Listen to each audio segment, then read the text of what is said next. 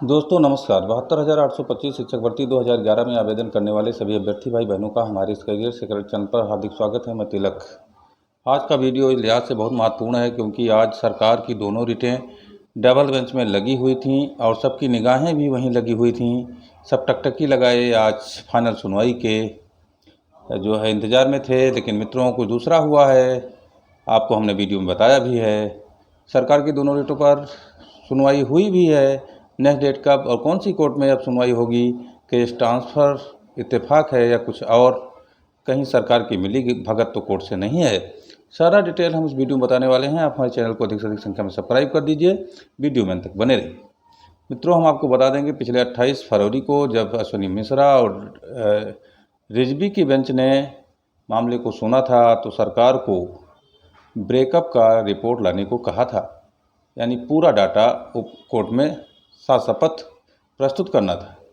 और चूँकि 12,091 की टीम सीनियर मोस्ट अधिवक्ता सरकार के किसी भी पॉइंट और मुद्दे पर पूरी तरह सजग थे और अपनी तैयारी भी कर लिए थे।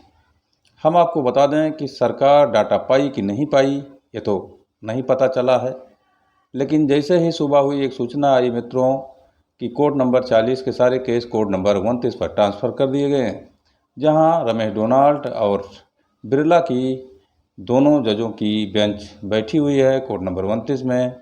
तो मित्रों, सबको असमंजस में होना पड़ा कि सुनवाई होगी आज कि नहीं सुनवाई होगी।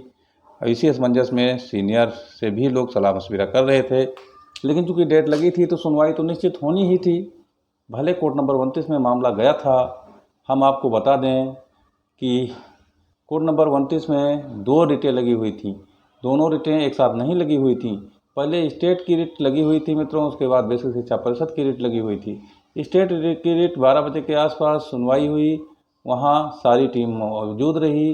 रामप्रसाद विश्वकर्मा की टीम, मनोज मौर्य की टीम अपने सीनियर मोस्ट अधिवक्ताओं के साथ वहाँ कोर्ट रूम में उपस्थित रही। और जैसे ही सुनवाई शुरू हो गई, लोगों ने सुनवाई की ओर ध्यान दिया। और मित्रों, हम आपको बता दें कि जज ने जैसे केस को देखा तो देखा कि केस फाइनल सुनवाई के लिए लगी हुई है, तो जज ने नेक्स्ट डेट दे दिया। हम आपको आगे बताएंगे कौन सी डेट दे दी गई है। और सुनवाई में नेक्स्ट डेट देते हुए जज ने कहा कि क्योंकि फाइनल सुनवाई में लगी हुई है ये फाइल, इसलिए इसे वही कोर्ट सुनेगी, यानी 40 नंबर कोर्ट सुनेगी। अश्विनी मिश्रा सुनेंगे, रिजवी सुनेंगे। तो मित्रों, स्टेट के रिट पर यह फैसला आया। और फिर बेसिक शिक्षा परिषद की रिट अलग लगी थी, वो 2 बजे लगी हुई थी मित्रों। तो 2 बजे की जो रिट लगी हुई थी, अब उससे लोगों को परेशानी हुई कि कहीं स्टेट की रिट को डेट दिया गया है तो बेसिक शिक्षा परिषद की रिट की सुनवाई ना हो जाए। इसी क्रम में लोग वहाँ बेचैन रहे। लेकिन जैसे 2 बजे लोग कोर्ट रूम में पहुँचे और जज ने उस फाइल को देखना शुरू किया, जो फाइल बेसिक शिक्षा परिषद की रिट थी। उस रिट पर जज ने कहा कि जो है, चूँकि एक डेट हम दे चुके हैं इससे संबंधित, तो इस पर भी हम उसी डेट पर उसी कोर्ट को केस ट्रांसफ़र कर दे रहे हैं। और फिर दोनों रिटों के लिए एक ही डेट मित्रों लग गई। अब वो कौन सी डेट है, कोर्ट तो मैंने बता दिया कि अब यह इस दोनों रिटों की सुनवाई उसी कोर्ट पर होगी जहां हो रही थी, अश्विनी मिश्रा और रिजवी के कोर्ट में।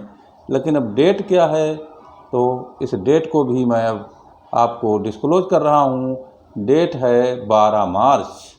मित्रों, कम से कम 1 सप्ताह से अधिक का समय फिर सरकार को मिल गया। जो सरकार पहले मांग रही थी, सरकार को मांगी मुराद मिल गई। अब 12 मार्च को केस लगा हुआ है। अब इसी में संशय अब सिद्ध हो रहा है कि कहीं सरकार की मिली भगत तो नहीं है कोर्ट में कि अश्विनी कुमार मिश्रा लीव पर चले गए, रिजवी सिंगल बेंच में बैठ गए।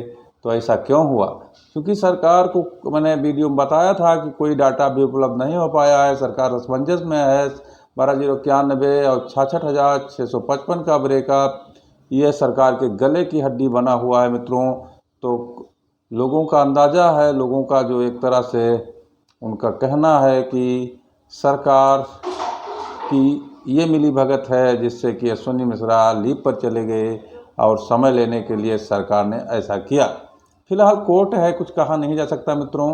हो सकता है कोई इमरजेंसी में अश्विनी कुमार मिश्रा ने लीव ली हो और रिजवी को सिंगल बेंच जाना पड़ा, क्योंकि रिजवी जो है इस समय क्योंकि ऑन ड्यूटी थे, इसलिए उन्हें कहीं ना कहीं बैठना ही था। तो ऐसे स्थिति में हम बहुत आरोप तो नहीं लगा सकते हैं कि सरकार की मिली भगत है, लेकिन फिलहाल 12 मार्च नई डेट लग गई है। सरकार को पुनः तैयारी करने का एक बड़ा मौका मिल गया है, डाटा इकट्ठा करने का बड़ा मौका मिल गया है।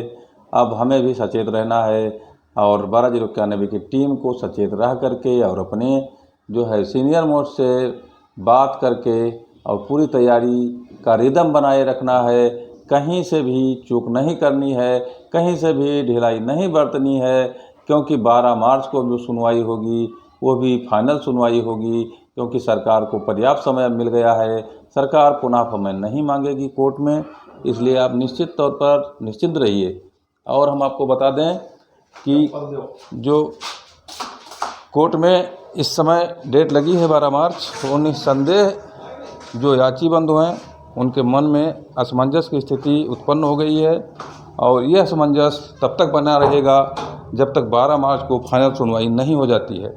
आज मिस्टर अश्विनी कुमार मिश्रा और मिस्टर रिजवी की जो बेंच थी वो क्यों अचानक सस्पेंड हो गई, इस पर प्रश्न उठना लाजमी है मित्रों। लेकिन ये इत्तेफाक भी हो सकता है, क्योंकि ऐसी चीज़ें कोर्ट में होती रहती हैं और देखा गया है कि जज लोगों को जब कोई आवश्यक कार्य पड़ता है तो वो लीव ले लेते हैं। तो 12 मार्च को जो नई डेट लगी है उसके लिए तैयारी निश्चित करना ही होगा।